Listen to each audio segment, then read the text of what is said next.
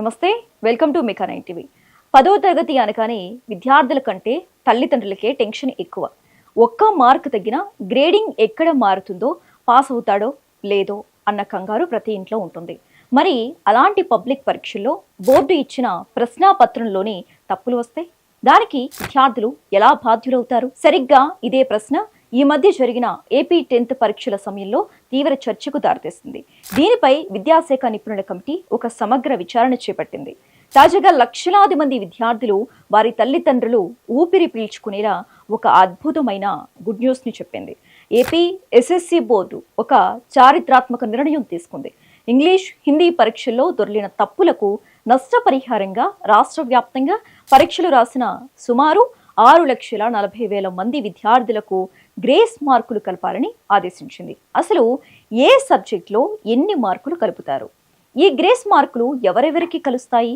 కేవలం ఆ ప్రశ్నలు అటెంప్ట్ చేసిన వాళ్ళకేనా, లేక అందరికీనా?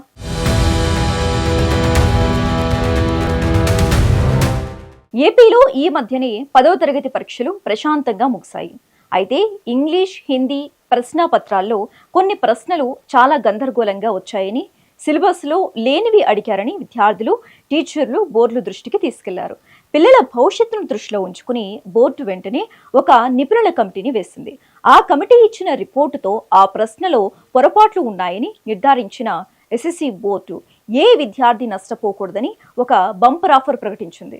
అదేంటంటే ఆ 2 సబ్జెక్టులకు కలిపి మొత్తం 7 మార్కులను గ్రేస్ మార్కులుగా ఇవ్వాలని డిసైడ్ చేసింది. దీనివల్ల స్టేట్లోని 6,40,000 మందికి డైరెక్ట్గా బెనిఫిట్ జరగబోతోంది. ముఖ్యంగా బోర్డర్లో పాస్ అవ్వాలనుకునే వాళ్లకు, అలాగే 10కి 10 జీపీఏ తెచ్చుకోవాలనుకునే మెరిట్ విద్యార్థులకు ఇది అతిపెద్ద ప్లస్ పాయింట్.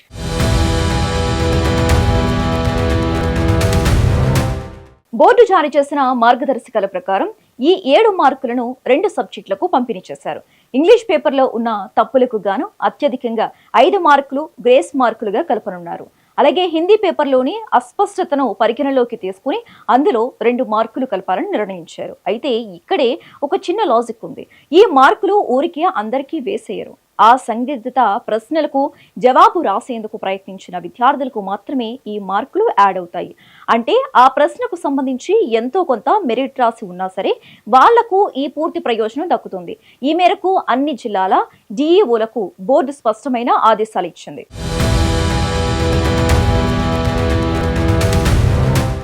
ఇంగ్లీష్, హిందీతో పాటు మరికొన్ని ఇతర సబ్జెక్టుల ప్రశ్నలో కూడా తప్పులు దొర్లాయని తల్లిదండ్రులు బోర్డుకు విజ్ఞప్తి చేశారు. కానీ ఎస్ఎస్సి బోర్డు ఈ విజ్ఞప్తులను సున్నితంగా తిరస్కరించింది. నిపుణుల పరిశీలనలో ఆ మిగిలిన ప్రశ్నల్లో ఎలాంటి సాంకేతికత లోపాలు లేవని తేల్చింది. బట్టి రాసేలా కాకుండా విద్యార్థుల మేధస్సును, వాళ్ళ స్కిల్స్ ను పరీక్షించే కోణంలోనే ఆ ప్రశ్నలు ఇచ్చామని, వాటికి అదనపు మార్కులు ఇవ్వటం సాధ్యం కాదని అధికారులు స్పష్టమైన వివరణ ఇచ్చారు.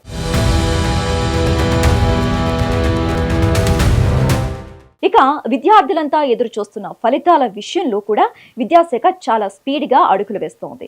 సమాధాన పత్రాల స్పాట్ వాల్యుయేషన్ రాష్ట్ర వ్యాప్తంగా ఇవాల్టి నుంచి ప్రారంభమై ఏప్రిల్ 15వ తేదీ వరకు నిరంతరాయంగా కొనసాగనుంది.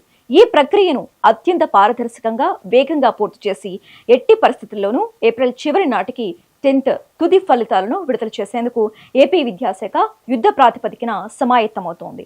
ఈ గ్రేస్ మార్కుల నిర్ణయం వల్ల రాష్ట్ర వ్యాప్తంగా ఉత్తీర్ణత శాతం రికార్డు స్థాయిలో పెరిగే అవకాశం ఉందని విద్యావేత్తలు భావిస్తున్నారు. బోర్డు చేసిన ఒక చిన్న తప్పు వల్ల పిల్లల భవిష్యత్తు ఎక్కడ నాశనం కాకూడదని ఏపీ ప్రభుత్వం, ఎస్ఎస్సి బోర్డు తీసుకున్న ఈ నిర్ణయం నిజంగా అభినందనీయం.